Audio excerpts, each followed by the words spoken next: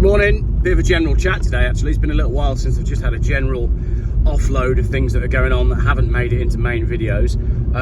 Heathrow, Harry Metcalf, Chris Harris, BMW M5 and a few other bits as well going to be in this video. So let's kick off with Heathrow. I'm not going to do a main video on it. What is going on? I, the other day, said that there seemed to be far more strange fires going on. Getting a bit warm in here, actually. That's funny, isn't it? Genuinely, I didn't do that deliberately. There seem to be a lot of fires happening at the minute, and I'm not quite sure what it's all about. I've not looked into this Heathrow thing because I've been too busy editing my part 6 of the motorhome series, which will be out at 6 PM tonight. But this Heathrow thing, I mean, to wipe out all flights from Heathrow for 2 days, can't understate how much of a big deal that is. That's absolutely huge. So nothing more to say on it. I haven't looked into it. I don't really know what's going on. I will do when I get a minute to relax and read the news and work out the ins and outs of it. Very odd. The other one the other day, there was a Tesla that burnt to the ground outside a petrol station. I never dealt with that one either, but I know that all fires matter. The one I filmed the other day, I think, was a Ford Focus, which means it was probably a diesel. So there just seems to be a massive increase in fires at the minute. Whilst I'm on the subject of massive increases, can we just deal with this one? The UK's loudest songbird, I think this is correct, is having like a boom time.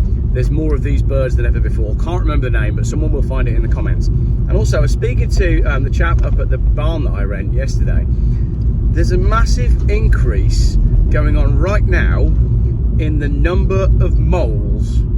There's more moles at the minute than there is like normally in the world of farming.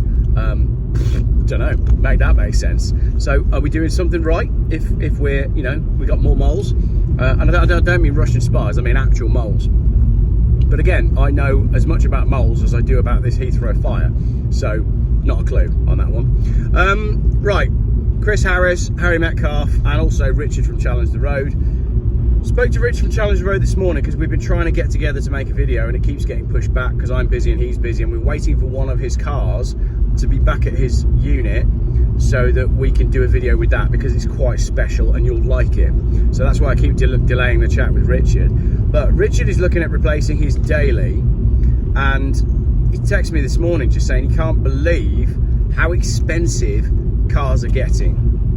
And I've had this conversation before with Richard, and I saw the other day on Twitter, is it Kirsty someone, can't remember her name, she did a post about, at the minute, because of stamp duty and the excessive cost of moving house, the housing market is stalling because people aren't moving. Now, what happens when people don't move house is they don't use all of the other services that are associated with moving house. So they're not paying removal people, they're not buying furniture, they're not decorating, they're not buying building materials because the renovations aren't happening because they're staying put. It's very similar to what's going on in the world of cars. If you make it too expensive, you stem the flow of incoming money to that industry. And if you stem the flow of incoming money to both housing and cars, those are the two big ones. Those are the two big ticket items that people buy. If you want a shortcut to crashing your economy and destroying your nation's finances and morale at the same time, attack the housing market and attack the car market, and you're halfway there. And that's exactly what's going on. We're seeing it in cars with the sheer cost of new cars. You can't walk into, look, this is what am I driving now? I'm driving a 330 diesel BMW, and yet if I went to a BMW showroom and I wanted a car in this similar specification, I don't think I'd come away with much change out of £50,000. I might have to price that up just to take a look. I need a drink. You need a drink? I'll grab you one in a sec. I need a drink, please, Daddy, I think is what you meant. I need a drink. But we could stop there because that's the Subaru place, and I really like the look of that new Subaru. We need to go price that up and see how much it is. Speaking of things that are coming on the channel, now I'm not going to talk about it in case the company that I've booked it with cotton on and realise who I am. So I'm not going to tell you what's coming up on the channel in terms of road tests. Right, Harry Metcalf and Chris Harris. Let's deal with these two because they connect with what we've just said about the price of cars. Let's do Chris Harris first. Have you watched Chris Harris's video of him driving a McLaren F1. It was posted up just the other day. There's a few things to say about this. One, best content, best video, best car content on the internet. Chris, if you're watching this, which I highly doubt, you broke the internet. And genuinely, I watched it really early in the morning. I was washing up. I was actually getting a slow cooked dinner ready for the evening, and I was watching Chris's video whilst I was washing up, and I was just like, this is incredible.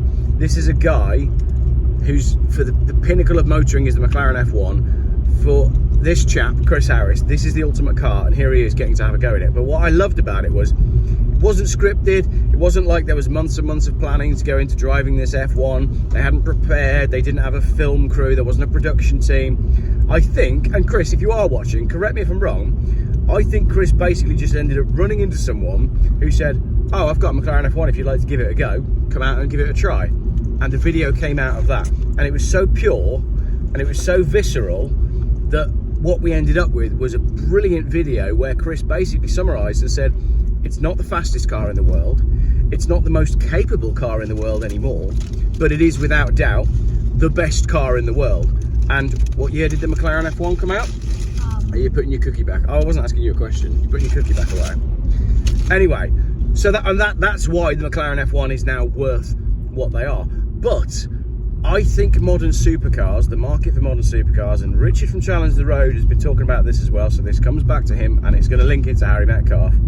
I just think they're irrelevant in the modern world, and I don't think they're going to hold their values, which we're already seeing. We're already seeing depreciation, unprecedented depreciation on top-level, big-ticket supercars. So, the Harry Metcalf one I want to talk about is his latest upload, which is living with the Lamborghini Ruvelto. A couple of things to say about that as well. The list price, you're getting on for £500,000 for the Lamborghini, but also it's an electric hybrid. So you've got a supercar with a V12, right? You don't buy a supercar with a V12 for economy. You buy it for novelty, and yet the market has forced Lamborghini's hand to fit it with the hybrid motor. So you can do 3 miles on electricity, and after your electricity runs out, you're just lumping round the whole system. And after your electricity has run out, the best that Harry Metcalf managed to get out of the Lamborghini, the very best, was 20 miles to the gallon. And yes, you can say, oh, that's very good for a V12, considering V12s of the past. But what is the point of fitting a hybrid system to a vehicle that can only do 20 miles to the gallon? We've got everything completely wrong about everything. So you've got a £500,000 car that is extremely technically complex, and what is, it's the newest version should be the best version, but the answer is the best version is the one Chris Harris was driving, which is the McLaren F1, that doesn't have the tech and doesn't have the communication systems and is just a basic car, controls, gearbox, chassis, everything well laid out. The other hilarious thing about Harry Metcalf's video on the Lamborghini is he's always talking now in his new car reviews about how you turn off the annoying driver assistance systems. And his conclusion was the Lamborghini was one of the best cars for that, because the engine's so loud you can't hear the interruptions from children trying to eat a cookie in the passenger seat. No, the engine on the Lamborghini is so loud that you can't hear the interruptions, the bings and bongs, when the car senses that you need to change lanes, or you're too close to the person in front, or you've used too much of your carbon credits for the day and you need to park the car up until March the such and such. It's all coming.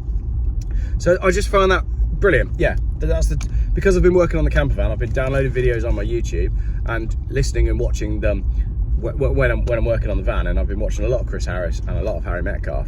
The last thing, hang on, wait a minute. The last thing is, let's just talk about camper van materials. We're doing our very best to use materials for this motorhome that ignore all the harmful to the planet things, bollocks to that. We're on about health. We want to use materials that are as less damaging as possible for your health, and it's very, very difficult to do that. That's why we wanted to use wool, and then it turns out wool is a nightmare. But then when you take that a stretch further and you do start saying, well, what materials can we use that are better for the planet, there aren't really any. the materials that we're using in motorhomes and caravans are horrendously bad for the environment. And then you go, well, how's it working in house building? And in house building, we're not far off as well. And then chatting to Phil today, he was speaking to a client who was trying to build a totally neutral, environmentally friendly, health conscious, off-grid, small carbon footprint, small environmental impact log cabin, essentially. And the problems were red tape, which made it extremely difficult to build the thing that we all think net zero is pinned on. But net zero is not pinned on better health and better stuff for the environment. It's just quite simply pinned on money and control and greed and power, like everything. What do you reckon, dude? Because I reckon that was the end of the video. Do you reckon that video was all right? Anyway, when you were talking about the McLaren F1, yeah.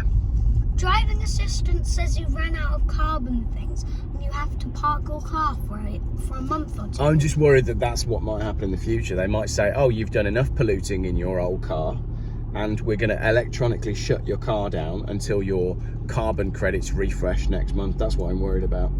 Because that wouldn't be good, would it? You should be able to free to travel as and when you like, but they're sort of pretending that this move to net zero is about protecting the planet, but we don't see, no one's, have you ever seen anyone trying to clean this river? No. You ever seen anyone doing anything, you know, a boat going up with a big sign on it that says that we're cleaning up the waterways? Ever seen anything like that? What about cleaning up rubbish or tidying places? But also, you never see it, do you? You were talking about Will. Yeah. What if I change the subject a bit? Electric cars, they're saying they're using the best thing good for the environment. Yeah. Lithium, cobalt, kids are going down into the mines, no money a day, mining it, and like, they're there for the whole day. Yeah. Why don't their parents stop it? Can they not? Not really, no. And then you've got this problem where we're going to be over here and we're going to be saying, oh, look, we're not polluting. Aren't we all having a great time? Isn't our air clean with our electric cars? But we can only do that if we totally ignore what's going on over there. And if we're in the spirit of love and care and kindness, we shouldn't be ignoring other people suffering over there just so we can have a good time over here, should we? Diesel and petrol cars, people are saying electric cars are good for the environment.